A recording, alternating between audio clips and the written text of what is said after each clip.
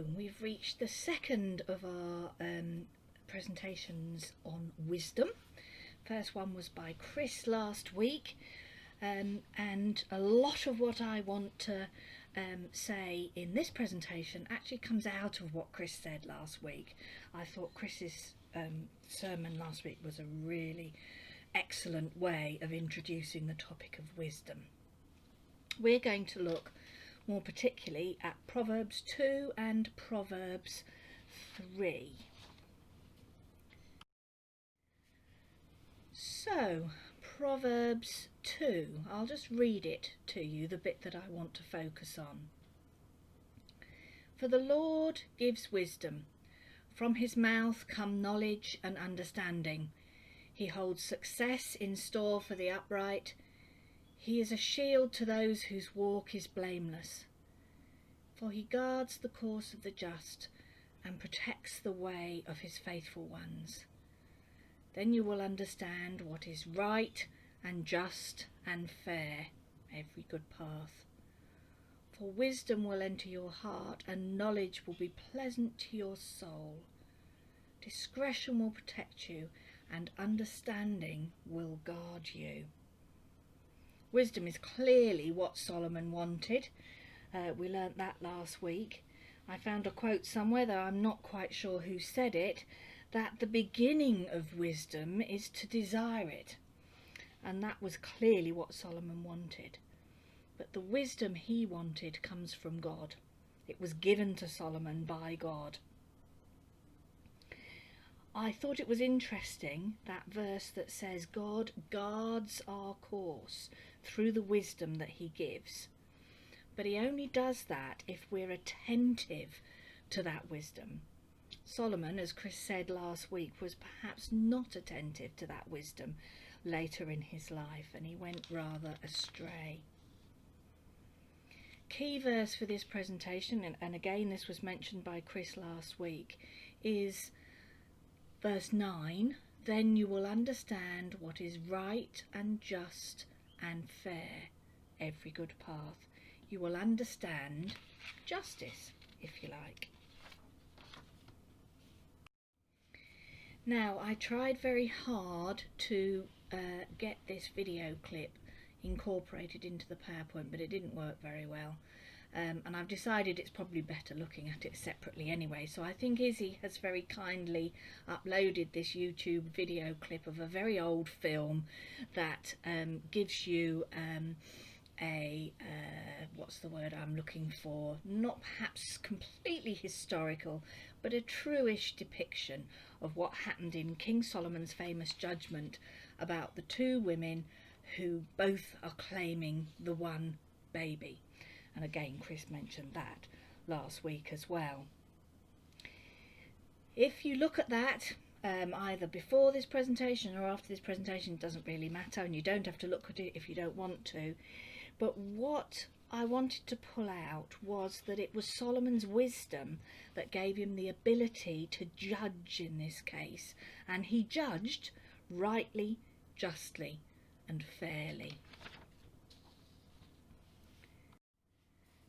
This got me to thinking about justice and mercy, and particularly which is of more value. Is justice of more value, or is mercy of more value? Which is more important? So I looked up some dictionary definitions for mercy and justice. So mercy is clemency and compassion shown to a person who's in a position of powerlessness or subjection, or to a person with no right or claim to receive kindness. Kind and compassionate treatment in a case where severity is merited or expected, especially in giving legal judgment or passing sentence. That's mercy. The bit that jumps out at me for that is to a person with no right or claim to receive kindness. Then justice is maintenance of what is just or right by the exercise of authority or power, assignment of deserved reward or punishment, the giving of due deserts. So it's the exercise of authority or power. So what was at action in Solomon's famous judgment? Was there mercy in there? Was it all justice? Was it justice and mercy? Or was it just mercy? Now, I want to put in here a personal plea for mercy. If I had to choose between mercy and justice, I would choose mercy. Now, I've put this bit in here. It's clearly not from the Bible. It's from William Shakespeare, from The Merchant of Venice. But just bear with me. I actually studied The Merchant of Venice in my O-level English literature just a few years ago. But I thought, and it came to mind when I was thinking of this, the difference between mercy and justice and the value of mercy and justice. So I'm just going to read it. I'm not going to read it in Shakespearean manner. I'll just read it as it is. The quality of mercy is not strained. It droppeth as the gentle rain from heaven upon the place beneath. It is twice blessed. It blesses him that gives and him that takes. 'Tis mightiest in the mightiest. It becomes the throned monarch better than his crown. His sceptre shows the force of temporal power, the attribute to awe and majesty, wherein doth sit the dread and fear of kings. But mercy is above this sceptred sway. It is enthroned in the heart of kings. It is an attribute of God himself. An earthly power doth then show like God's when mercy seasons justice. I quite like that. Don't forget, mercy is an attribute of God that we probably need to emulate. And mercy seasons justice. Now, when thinking about this question of whether you value justice or mercy, this is actually posed in the personality test that was designed by Myers-Briggs. Many of you have probably done Myers-Briggs personality testing. Myers-Briggs personality testing is very popular in the medical world because one of the reasons Myers-Briggs developed this was that she thought that students in healthcare professions needed accurate perception and informed judgment. That's definitely true, without a question, that's true. But I think perhaps why it's used quite a lot in medical terms is also the fact that there's long been a debate in recruiting for doctors and nurses and midwives that how do you recruit compassionate people? Or do you not recruit compassionate people? And is compassion something that you can teach during the course? Or is it an inherent personality trait? I don't know what you think about that. And I don't think it's an either or in this case. But you often find that the Myers-Briggs personality test is part of medical education. I've put a link there with where it says personality test. If you click on that, it should take you to a personality test that you can do yourself if you want to. You don't have to. It's a bit of fun. It's entirely up to you. I would suggest you don't take it too seriously though. Anyway, this question of whether you value justice or mercy is important, as according to this guy Canyon from the University of California. He says that the question of whether you value justice or mercy is important because of the role it plays in relationships with people around you. It'll say whether you're quick to forgive, it'll say what type of jobs you'd be good at, it would give an indication of your decision-making capabilities.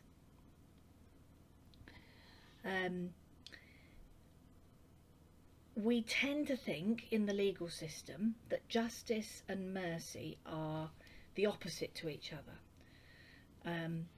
But when, this is what Canyon says, and I think this is very true, when in the practice of justice we are unmerciful and punish people in situations where mercy would have been more efficient, are we then actually being just? That's an interesting question. There is no correct answer to the question of whether justice or mercy is more important or of more value. But just think about what you think and then think a little bit about why. When I did that personality test that I've linked you to there, I came out as 83% feeling. Now that's perhaps no surprise to anybody who knows me, because they know I'm quite an emotional person. But maybe that's why I value mercy more than justice. And perhaps that's why I chose midwifery as a profession. Though I do have to admit that sometimes my ready tears are rather a drawback in midwifery practice. So let's consider this value of mercy or justice and try and apply it to both the passage and particularly to Solomon's famous judgment. What I particularly want to ask is, what does this tell us about God? If God gave Solomon that wisdom, what does that wisdom tell us about God? What does Solomon tell us about God's wisdom? So from the passage, as we've said, the Lord gives wisdom. He's a shield to those whose walk is blameless, guards the course of the just. You will understand what is right, what is just, and what is fair. You'll be able to judge. But wisdom will enter your heart, and knowledge will be pleasant to your soul. Doesn't that speak a little bit about mercy? Discretion will protect you, and understanding will guard you. Now, in Solomon's famous judgment, was it more about justice or mercy? I'm not sure. You could say it was all about justice, but definitely there was mercy there as well. So I think, having thought about this, that it's not either or. It's not either justice or mercy. And I think in terms of what it tells us about God, that actually justice and mercy are inseparable. They are intertwined. It's not equal parts of one and equal parts of the other. They're intertwined. You can't make a distinction between the parts. God is just and powerful. He is a supreme authority. And God has promised that he's going to judge the earth. Romans 2:2 says, "Do you suppose, O man, you who judge those who practice such things and yet do them yourself, that you will escape the judgment of God? Or do you presume on the riches of kindness and forbearance," God's mercy, "not knowing that God's kindness is meant to lead you to repentance?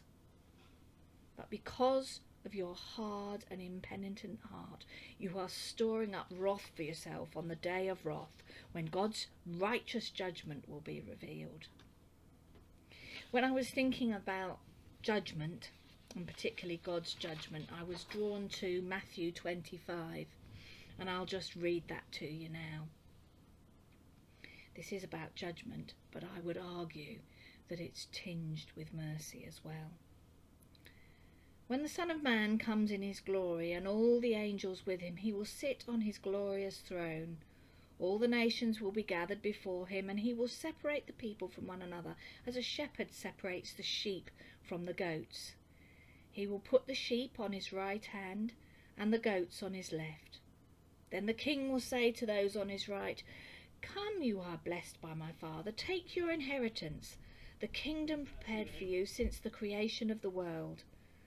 For I was hungry, and you gave me something to eat. I was thirsty, and you gave me something to drink. I was a stranger, and you invited me in. I needed clothes, and you clothed me. I was sick, and you looked after me. I was in prison, and you came to visit me.' Then the righteous will answer him, 'Lord, when did we see you hungry and feed you, or thirsty and give you something to drink? When did we see you a stranger and invite you in, or needing clothes and clothe you? When did we see you sick or in prison and go to visit you?" The king will reply, "Truly I tell you, whatever you did for one of the least of these brothers and sisters of mine, you did for me." Then he will say to those on the left, "Depart from me, you who are cursed, into the eternal fire prepared for the devil and his angels. For I was hungry, and you gave me nothing to eat. I was thirsty, and you gave me nothing to drink. I was a stranger, and you didn't invite me in. I needed clothes, and you didn't clothe me. I was sick and in prison, and you didn't look after me." And then it goes on to say, they go on to say why then did they do that, and you know the story. I just think there is mercy in there, because hungry and feeding somebody, thirsty and giving somebody something to drink, clothing somebody, caring for the sick person, doesn't that talk of mercy? There are, however, some other passages that talk more directly about mercy. John 3:17 says, "For God did not send his Son into the world to condemn or judge the world, but in order that the world might be saved through him by his mercy." Truly, John 5:24 says, "Truly I say to you, whoever hears my word and believes him who sent me has eternal life. He doesn't come into judgment, but has passed from death to life." So definitely, by applying what we know about justice and mercy to both the passage, both the judgment of Solomon, but to these other passages that we've considered here, we can see that they are completely intertwined. I want to move on a little bit. It's still on the same topic, but I want to go into Proverbs 3. So Proverbs 3 says, "Let love and faithfulness never leave you. Bind them round your neck, write them on the tablet of your heart." You could almost say, "Let mercy never leave you. Then you will win favour and a good name in the sight of God. Trust in the Lord with all your heart. Lean not on your own understanding. In all your ways submit to him, and he will make your paths straight." That's a very famous verse. I like this last bit too. "Do not be wise in your own eyes. Fear the Lord, shun evil, and this will bring health to your body and nourishment to your bones." Who doesn't want a healthy body and nourished bones? Love, faithfulness, trust. Don't rely on your own wisdom, but the wisdom that comes from following the Lord. You've got that quote there that Chris used last week. Nobody cares how much you know until they know how much you care. Wisdom is not so much about gaining knowledge. It is about knowing how much you care. It's about showing how much you care. And if you can care, then you can judge mercifully. So wisdom is more about trust, acceptance of trust in God, acceptance of what Jesus has done for us. That is what wisdom is, I believe, in this passage. Jesus is wisdom in action. That's another quote of Chris's. I'm pinching all his quotes, but I think it's definitely worth reiterating. So wisdom is accepting Jesus so that we can be presented as perfect and not in need of judgment, because of God's grace in sending Jesus to take our judgment on himself. It's not so much about knowledge, as I said, it's more about acceptance. So if we consider wisdom in another way, we said Jesus was wisdom in action. So what about wisdom in our actions? Now, I got a bit sidetracked by the word discretion, and I discovered by looking it up and I'm going back to Proverbs 2 here, where it says, wisdom will enter your heart, knowledge will be pleasant to your soul, discretion will protect you, and understanding will guard you. Discretion and discernment are actually more or less the same thing. I looked it up in a dictionary, and it said discernment is a synonym for discretion in terms of understanding.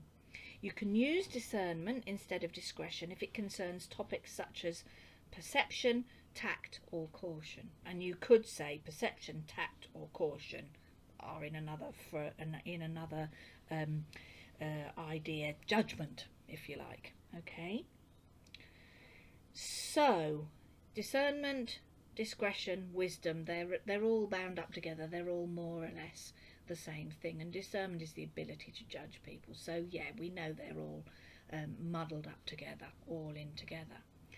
But what I wanted to come on to now was these lovely verses that I found.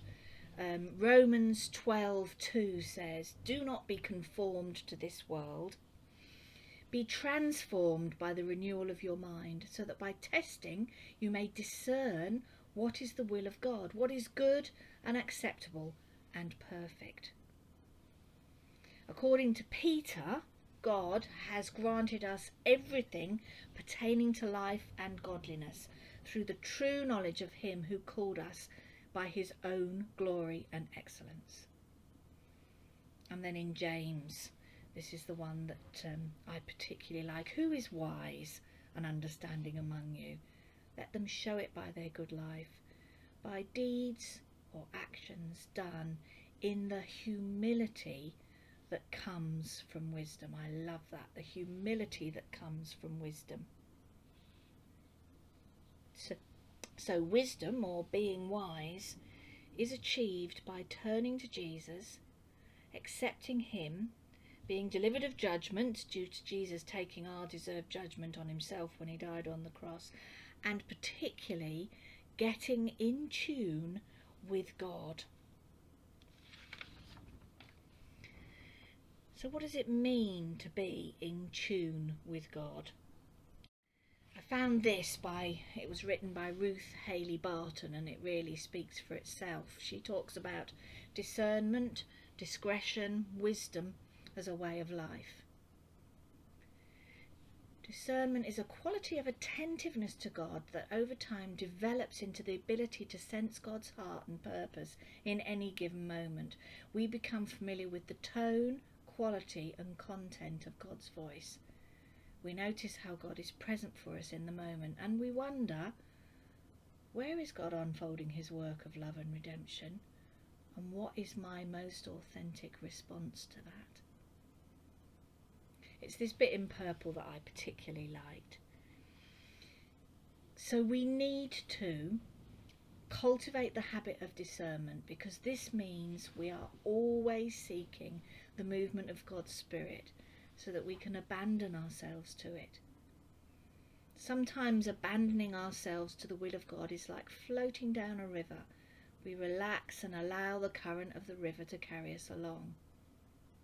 At other times, this is more like trying to run the rapids or ride a large wave.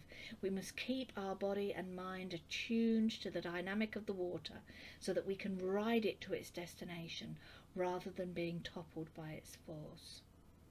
Either way, we do not set the direction or the speed of the current. Rather, we seek the best way to let the current carry us in the direction God has for us. That's discernment or wisdom as a way of life. That's a benefit of wisdom as a way of life. Just to finish, I found this lovely poem, if you can call it a poem. And I just want to read that and then read the passage again, almost as a prayer, if you like, just to finish off this presentation. The biblical model is that God deliberately chooses imperfect vessels, those who have been wounded, those with physical or emotional limitation. He then prepares them to serve and sends them out with their weaknesses still evident, so that his strength can be made perfect in that weakness. I don't know about you, but that is me. Trust in the Lord with all your heart. Lean not on your own understanding. In all your ways submit to him, and he will make your path straight. Do not be wise in your own eyes. Fear the Lord and shun evil. This will bring health to your body and nourishment to your bones. Amen.